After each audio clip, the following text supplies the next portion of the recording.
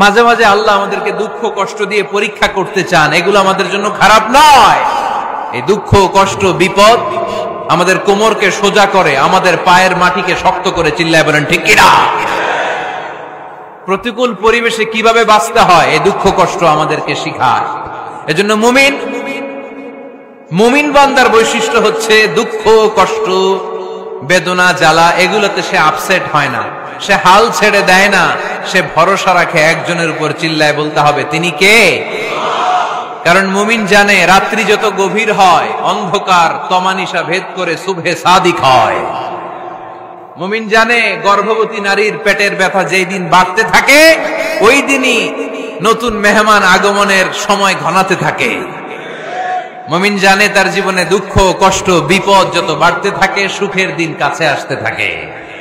এজন্য মুমিনের হারাবার কিছু নেই। ফাইন্না মাআল উসরি ইউসরা, ইন্না মাআল উসরি ইউসরা। নবী হে, কষ্টের পরেই আছে আনন্দ, দুঃখের পরেই আছে সুখ। আপনি সমস্যায় পড়েছেন, ওই সমস্যার সমাধানও আছে না নাই? এই পৃথিবীতে এমন কোন সমস্যা আছে যেটা সমাধান নাই? কথা বলেন। সমস্যা তৈরি করেছে কে? আবার সমাধানও দিয়েছে কে? Allah doesn't create a lock without its key. আল্লাহ কখনো চাবি না বানাইয়া ওইটার তালা বানায় নাই। কথা কন। তালাও যেহেতু আছে ওই তালার চাবিও বানিয়েছে কে? মা আনজালাল্লাহু দাআন ইল্লা আনজালাল্লাহু লাহু শিফা। আল্লাহ দুনিয়ায় এমন কোন রোগ পাঠায় নাই যেই রোগের ঔষধ বানায় নাই, এমন কোন রোগ নাজিল করে নাই যেই রোগের কোন চিকিৎসা বানায় নাই, হয়তো সেটা আবিষ্কার হয় নাই। অনেকে ক্যান্সারের কথা বলতে পারেন যে হুজুর ক্যান্সার এমন রোগ, এই ক্যান্সার তার নাই কোনো অ্যান্সার, কিন্তু বিজ্ঞানীরা বলতেছে এটারও অ্যান্সার আবিষ্কৃত হচ্ছে। সুবহানাল্লাহ কইবেন না? কিছু কিছু ক্ষেত্রে হয়েও গিয়েছে।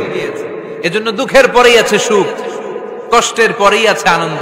এই দুনিয়াটাই এরকম, কষ্টের পরই আনন্দ। দেখবেন তারাবির নামাজ 20 রাকাত পড়তে কষ্ট লাগে না? কোমরে ব্যথা, হাঁটুতে ব্যথা, কিন্তু 20টা রাকাত যখন শেষ করে মসজিদ থেকে বের হই একটা আনন্দ আছে না নাই? কষ্ট করে পরীক্ষার জন্য প্রিপারেশন নিলেন আপনি কয়েক মাস, কিন্তু ফলাফল যখন ভালো হয় তখন একটা আনন্দ আছে না নাই? সারাদিন রোজা রাখলেন রমজানে, কি কষ্ট, তৃষ্ণায় গলা ফেটে যায়, কিন্তু ইফতারির সময় যখন রুহাবজা শরবতটা খাই কেমন লাগে? একটা আনন্দ আছে না নাই? এজন্য আল্লাহ বললেন ফাইন্না মাআল উসরি ইউসরান, ইন্না মাআল উসরি ইউসরা। ও নবী, কষ্টের দিন মক্কায় অল্প কিছু দিন, মদিনাতে আনন্দের দিন অপেক্ষা করছে। আমাদের জীবনে যদি দুঃখ কষ্ট আসে আমরা ধৈর্য ধরবো, তাওয়াক্কুল করবো একজনের উপর, তিনি কে? কারণ আমরা বিশ্বাস করি কষ্টের দিন এটা চিরকালের জন্য নয়, সামনে আনন্দের দিন আমাদের জন্য সেট করে রেখেছে কে? বিপদে পড়লে ডাকবো কারে? আমাদের অসুস্থতাকে সুস্থতায় পরিণত করে দিতে পারে কে? চাকরির জন্য পাগল পারা, চাকরি নাই, চাকরির ব্যবস্থা করে দিতে পারে কে? বিদেশে যেতে মনে চায়, পাসপোর্ট দিয়ে রেখেছি, ভিসা নাই, ভিসা লাগায় দিতে পারে কে? কিন্তু আমরা দুঃখ কষ্ট বেদনা কিছু একটা হইলেই সবার আগে আল্লাহরে শেয়ার করার আগে ফেসবুকে শেয়ার মেরে দিই। আছে না নাই? আপনাদের ফেসবুকে অ্যাকাউন্ট আছে নাকি? কার কার আছে দেখি?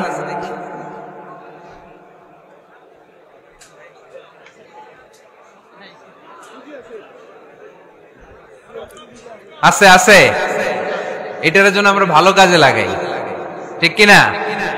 আপনি চাইলেই এমন ভাবে ফেসবুক ফ্রেন্ড লিস্ট করতে পারেন যারা ভালো ভালো জিনিস শেয়ার করে, যারা মোটিভেশনাল জিনিস শেয়ার করে, ইসলামের পক্ষে কথা বলে। আপনার এক একটা শেয়ারে অনেকের জীবন বেঁচে যেতে পারে, ঠিক কিনা? একজন মুমূর্ষু রোগীকে বাঁচাতে রক্তের প্রয়োজন, রক্তের গ্রুপ এ পজিটিভ।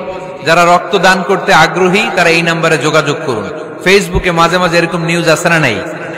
আপনি just you put down in share, শেয়ারের মধ্যে একটা পুট করে দিলেন, একটু শেয়ার মেরে দিলেন, ছড়িয়ে পড়লো হাজার হাজার ফেসবুক ফ্রেন্ডদের কাছে। তাদের অনেকে ব্লাড দিতে আগ্রহী, সে তাড়াতাড়ি যেয়ে সেখানে ব্লাড ডোনেট করে আসলো। আপনার একটা শেয়ারের কারণে বেঁচে গেল অনেকগুলো প্রাণ, চিল্লা এখন ঠিক কিনা? রক্তদানের মতো শ্রেষ্ঠ ইবাদত হতে পারে? আমরা মনে করি শুধু জিকিরি ইবাদত, আমরা মনে করি শুধু নামাজি ইবাদত। রক্তদান, এক ব্যাগ রক্ত থেকে অনেক মানুষকে বাঁচানো যায়। এর মধ্যে আছে হিমোগ্লোবিন, এর মধ্যে আছে প্লাটিলেট, আছে প্লাজমা। রক্তে একটা উপাদান আছে প্লাজমা। নাম শুনছেন? আগুনে পোড়া রোগীকে বাঁচাতে এই প্লাজমা লাগে। হসপিটালের বার্ন ইউনিটে যেয়ে দেখবেন মানুষ কিভাবে চিল্লায়। নুসরাত নামে একটা মেয়ে মারা গেল না, এক বদমাইশের কবলে পড়ে মারা গেল না? তাকে আগুন জ্বালিয়ে দেয়া হয়েছিল তার গায়ে, তার প্লাজমা গুলো জ্বলে গিয়েছিল। আগুনে পোড়া রোগীর যে কি কষ্ট, একটু দেখার জন্য হসপিটালের বার্ন ইউনিটে যাবেন, দেখবেন যে কি কষ্টে আছে তারা। এই প্লাজমা গুলোকে অনেক সেন্টিগ্রেড তাপমাত্রা নামিয়ে ঠান্ডা করে দেহে পুশ করা হয়। আপনার এক ব্যাগ রক্ত থেকে প্লাজমা আলাদা করা হবে, প্লেটলেটস আলাদা করা হবে, হিমোগ্লোবিন আলাদা করা হবে, শ্বেতকণিকা, লোহিত কণিকা আলাদা করে অনেকগুলো মানুষ বেঁচে যাবে। এজন্য ফেসবুক থাকাটা দোষের কিছু না, তবে ভালো কাজে আমরা ব্যবহার করব, ঠিক কিনা? আপনার ফেসবুক শেয়ারিং আপনার জান্নাতি বানাতে পারে, আর আপনার ফেসবুক শেয়ারিং আপনার জাহান্নামের লাকড়ি বানাতে পারে। চিল্লায় বলেন ঠিক কিনা? So the decision is yours. সিদ্ধান্ত আপনাকে নিতে হবে, আপনি কিভাবে করবেন। যে কোনো বিপদে ওয়া ইলা রাব্বিকা ফারগাব, কোন দিকে মনোনিবেশ না করে কার দিকে মনোনিবেশ করব? যে কোনো বিপদ আপদ ফেসবুকে শেয়ার করার আগে শেয়ার করব কার কাছে? আমাদের যার যা লাগে আল্লাহ সবও যদি দিয়ে দেয়, আল্লাহর ধনভাণ্ডারের 1 ইঞ্চিও কমবে? হাদিসে কুদসিতে আল্লাহ বললেন, লাউ আন্না আউওয়ালাকুম ওয়া আখিরাকুম ওয়া ইনসাকুম ওয়া জিন্নাকুম, পৃথিবীর সব জিন, পৃথিবীর সব মানুষ বিশাল মরুভূমিতে দাঁড়িয়ে যদি আমার কাছে চাইতে শুরু করে, আল্লাহ এটা দাও, ওটা দাও, ওটা দাও, আমি আল্লাহ তোমাদের সব চাহিদাও যদি মিটিয়ে দেই, আমি আল্লাহর ধনভাণ্ডারের 1 ইঞ্চিও কমবে না। এজন্য চাইবো কার কাছে? বিপদে আপদে ভরসা করব কার কাছে? আর অবসরগুলোকে কাজে লাগানোর দরকার আছে না নাই? স্বাবলম্বী হওয়ার চেষ্টা করার দরকার আছে না নাই? ফা ইন্নামা আল উসরি ইউসরা, ইন্নামা আল উসরি ইউসরা। নবী হে, কষ্টের পরেই আছে সুখ, দুঃখের পরেই আছে আনন্দ। সব সময় মানুষের সময় একরকম কাটে না। এজন্য আমরা তাওয়াক্কুল করতে চাই একজনের উপর, তিনি কে? বিশ্বনবী বলেন, লিকুল্লি নবিয়্যিন দাওয়া মুস্তাজাবা। এই দুনিয়াতে সব নবীদের একটা করে মুস্তাজাবুদ দাওয়া আছে। আল্লাহ বলেছে, ও নবী, একটা করে স্পেশাল দোয়া করার সুযোগ পাবা, দোয়াটা করা মাত্রই কবুল করে নেব। বিশ্বনবী বললেন, এই পৃথিবীর বুকে যত নবী রাসূল দুনিয়ায় এসেছে, সব নবীরা তাদের স্পেশাল দোয়া দুনিয়ায় করে ফেলেছে, ইল্লা আনা, কিন্তু আমি করি নাই। বিশ্বনবী বললেন, ওয়া ইন্নী আখতাবিউ দাওয়াতি শাফাআতান লিউম্মতি ইয়াউমাল কিয়ামাহ। আমি আমার স্পেশাল দোয়াটা করি নাই, আমার স্পেশাল দোয়াটা আমি আমার গুনাহগার উম্মতকে বাঁচানোর জন্য কিয়ামত পর্যন্ত রেখে দিয়েছি। আমরা যেদিন বিপদে পড়ে যাব, যেদিন আমার আব্বা আমারে চিনবে না, আমি আমার আব্বারে চিনব না, নেতা তার কর্মীরে চিনবে না, কর্মী নেতারে চিনবে না, ঠিক কিনা? পীর সাহেব মুরিদরে চিনবে না, মুরিদ পীর সাহেবরে চিনবে না, স্বামী তার স্ত্রীরে চিনবে না, স্ত্রী তার স্বামীরে চিনবে না। নবী থেকে শুরু করে, অলি থেকে শুরু করে, শহীদ থেকে শুরু করে, সবার মুখে একটাই জিকির, ইয়া নাফসি ইয়া নাফসি ইয়া নাফসি। আকাশের সূর্যটা যেদিন মাথার কাছে চলে আসবে, জমিনটা তামার জমিন হয়ে যাবে, সূর্যের তাপে মাথার মগজগুলো ভাতের মাড়ের মতো গলে গলে নাকের ছিদ্র কানের ছিদ্র দিয়ে টপ টপ করে বেয়ে বেয়ে নিচে পড়বে। ওই কঠিন দিনে কেউ কাউরে চিনবে না। বিষ্ণু বললেন, ওই দোয়াটা আমি দুনিয়ায় করি নাই, আমি বদরের যুদ্ধে মার খেয়েছি, উহুদের যুদ্ধে দাঁত ভেঙেছি, আমি না খেয়ে পেটে পাথর বেঁধেছি। আমি যদি ওই দিন দোয়া করতাম, আল্লাহ দোয়া কবুল করে নিত, জান্নাতি খাবার দিয়ে দিত, আমার মায়ের খাওয়া লাগতো না, তায়েফে আমার রক্ত ঝরতো না, দোয়া করলেই কবুল। কিন্তু ওই দোয়াটা আমি দুনিয়ায় করি নাই, ওই দোয়াটা আমার জন্য, আপনার জন্য, আমাদের জন্য বিশ্বনবী জমা রেখে দিয়েছে। এজন্য বিশ্বনবীর চিন্তা আর আমাদের চিন্তা এক চিন্তা না, বিশ্বনবীর পুরা উম্মতের চিন্তা। কিয়ামত পর্যন্ত যত মানুষ আসবে সবাই আমার উম্মত, না জানি তাদের নসিবে কি হয়ে যায়। এই চিন্তার বোঝা বিশ্বনবীকে কাবু করে ফেলেছিল। আল্লাহ বললেন, নবী, নো টেনশন, কোনো টেনশন নাই, আপনার এই চিন্তার বোঝাকে আপনার পিঠ থেকে আমি আল্লাহ নিজ দায়িত্বে সরিয়ে নিলাম। এজন্য আল্লাহ বললেন, আলাম নাশরাহ লাকা সাদরাকা ওয়া ওয়াদা'না আনকা বিজরাক আল্লাযী আনকাদা যাহরাক।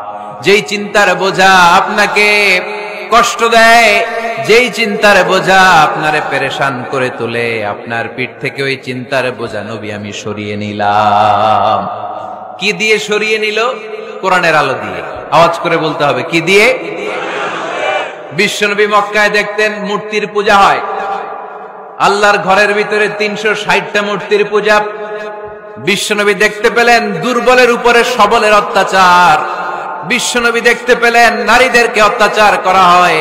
কন্যা সন্তান হলে বাবা তার মেয়েটাকে নিয়ে জঙ্গলের ভেতরে ঢুকে কিংবা মরুভূমির ভেতরে যে জীবিত দাফন করে দেয়। ওয়াইদাল মাউউদাতু সুইলাত ওয়াদুল বানাত। বিশ্বনবী এগুলো দেখতেন চারপাশে। দেখে এই পথহারা জাতিকে কিভাবে উদ্ধার করবেন, কি দিয়ে উদ্ধার করা যায়, এই টেনশনে বিশ্বনবীর পিঠ বাঁকা হয়ে গিয়েছিল। উপমা বাঁকা হয়ে গিয়েছিল। বিশ্বনবী সব সময় পেরেশান থাকতেন। আল্লাহ বললেন, নবী টেনশনের দরকার নাই, হেরা গুহায় এমন একটা নূরের আলো দিয়ে আমি আপনারে আলোকিত করব, যার মাধ্যমে সব পেরেশানি দূর হয়ে যাবে। ألم نشرح لك صدرك ووضعنا عنك وزرك الذي أنقض ظهرك। আপনাকে পেরেশান বানিয়ে দেয় এরকম সব চিন্তার বোঝা আমি আল্লাহ সরিয়ে নিলাম। সুবহানাল্লাহ। আল্লাহ আমাদের সবাইকে কথাগুলো বুঝার ও আমল করার তৌফিক দান করুক। আমরা পড়ি আমিন।